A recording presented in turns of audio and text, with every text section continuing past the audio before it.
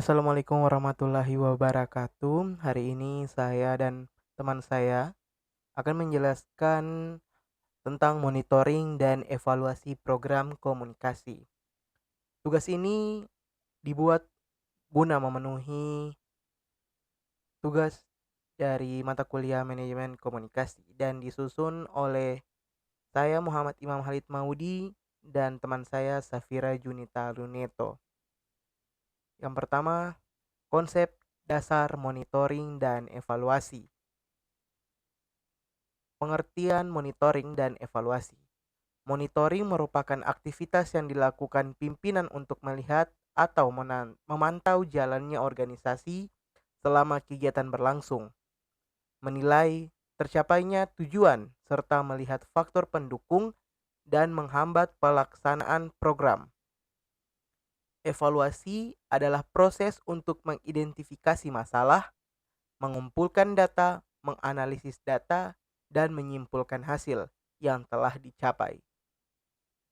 Menginterpretasikan hasil menjadi rumusan kebijakan dan menyajikan informasi untuk pembuatan keputusan berdasarkan aspek kebenaran hasil evaluasi. Kedua, perbedaan monitoring dan evaluasi.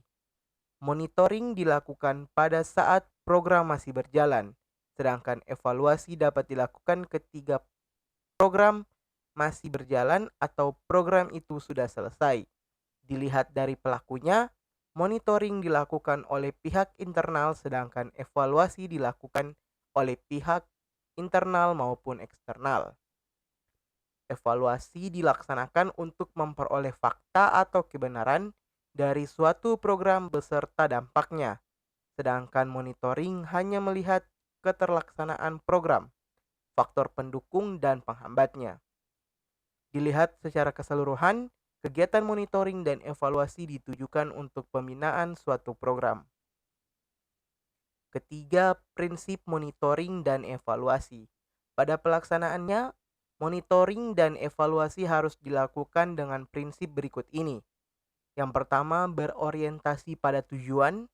Yang kedua, mengacu pada kriteria keberhasilan. Yang ketiga, mengacu pada asas manfaat. Dan terakhir, dilakukan secara objektif. Yang kedua adalah model evaluasi atau standar keberhasilan. Evaluasi mengukur keberhasilan atau kegagalan proses-proses strategi dengan pengukuran standar demi pencapaian misi sebagai masukan bagi pembuatan keputusan berikutnya dari hasil program yang dibuat.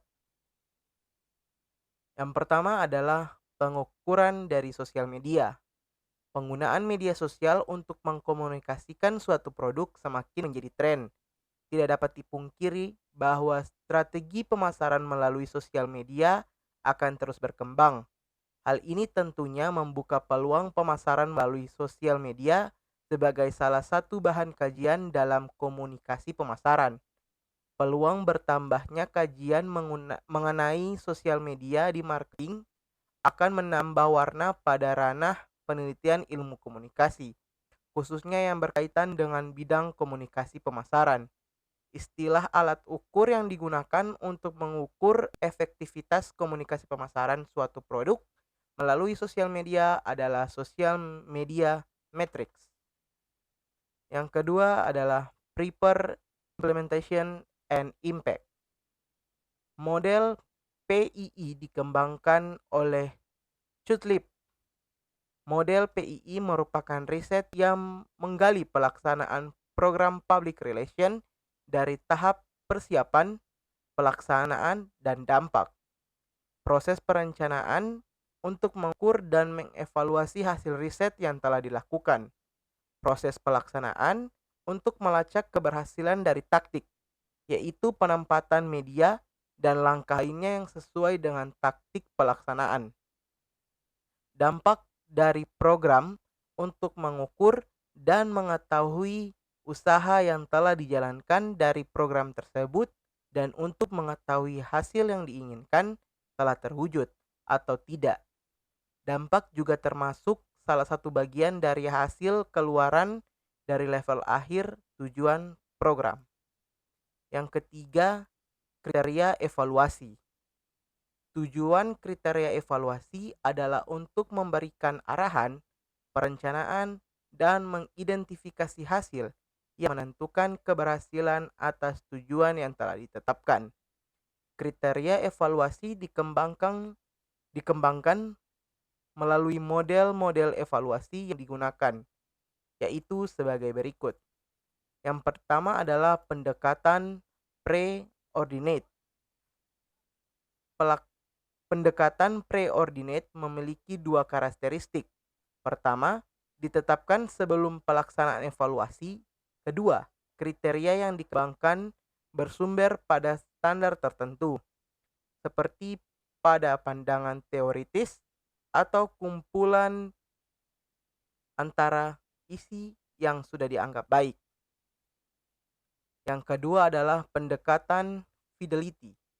Pendekatan fidelity pada dasarnya ada kesamaan prinsip dengan preordinate, yakni kriteria yang dikembangkan sebelum evaluator turun ke lapangan untuk mengumpulkan data. Namun pada pendekatan fidelity tidak menggunakan kriteria yang bersifat umum atau universal, sebagaimana tuntutan pendekatan preordinate. Yang ketiga adalah pendekatan gabungan mutual adaptif. Pendekatan mutual adaptif merupakan perpaduan antara pendekatan preordinate, fidelity, dan pros. Kriteria yang digunakan dikembangkan dari karakteristik program dari luar, seperti berdasarkan pandangan secara teori dari para pelaksana dan dari pemakai program. Yang terakhir, pendekatan proses. Pendekatan ini mengembangkan kriteria selama proses evaluasi berlangsung. Kriteria diperoleh melalui wawancara, observasi, atau studi dokumentasi. Yang ketiga, aplikasi konsep evaluasi program komunikasi. Arti penting evaluasi program komunikasi. Evaluasi program komunikasi atau kehumasan dengan dua alasan berikut. Yang pertama, dapat mempertahankan program kehumasan dan keberadaan bagian humas dalam perusahaan dengan menunjukkan nilai program humas bagi perusahaan. Yang kedua, adanya tuntutan manajemen perusahaan terhadap setiap bagian dalam perusahaan agar setiap pengeluaran sumber daya pada bidang apapun harus dapat dipertanggungjawabkan atau akuntabel. Jenis evaluasi program komunikasi. Yang pertama, proses evaluation berkaitan dengan usaha untuk mengetahui program humas yang telah dikelola dengan baik, berkesinambungan, dan efektif dalam suatu kurun waktu. Yang kedua, outcome evaluation berkaitan dengan usaha untuk mengetahui dampak dan hasil yang ditimbulkan oleh program humas yang telah dijalankan organisasi. Selanjutnya, proses dan tahap evaluasi program komunikasi. Grunik dan Han mendeskripsikan 5 langkah tindakan yang harus dilakukan dalam evaluasi. Yang pertama, specify objectives atau membuat rumusan tujuan program spesifik dan dapat diukur. Yang kedua, measures the objectives atau melakukan pengukuran efek yang sudah dicapai dari program yang sudah dijalankan atas jabaran objektif atau tujuan. Yang ketiga, collect and analyze data atau melakukan pengumpulan data dan mengukur efek yang dihasilkan sampel terpilih pada publik sasaran yang telah ditetapkan. Yang keempat, report the result to decision maker atau menulis laporan tentang hasil program kepada pengambil keputusan. Dan yang kelima, apply the result to decisions atau setiap hasil program harus ditetapkan pada pengambilan keputusan. Proses evaluasi digambarkan Cutlip Center dan Broom sebagai berikut. Implementation dan Progress Evaluation meliputi yang pertama, faktor konstekstual yang mempengaruhi. Yang kedua, dilakukan peninjauan, modifikasi prosedur, dan strategi untuk menentukan. Yang ketiga, implementasi sesuai dengan rencana. Yang keempat, menilai implementasi sesuai dengan rencana. Dan yang kelima, laporan pada pengambil keputusan. Kemudian outcome evaluation meliputi yang pertama, menentukan faktor kontekstual yang mempengaruhi hasil akhir. Yang kedua, peninjauan dan modifikasi prosedur, strategi, dan rancangan evaluasi hasil yang dimuat dalam rencana evaluasi.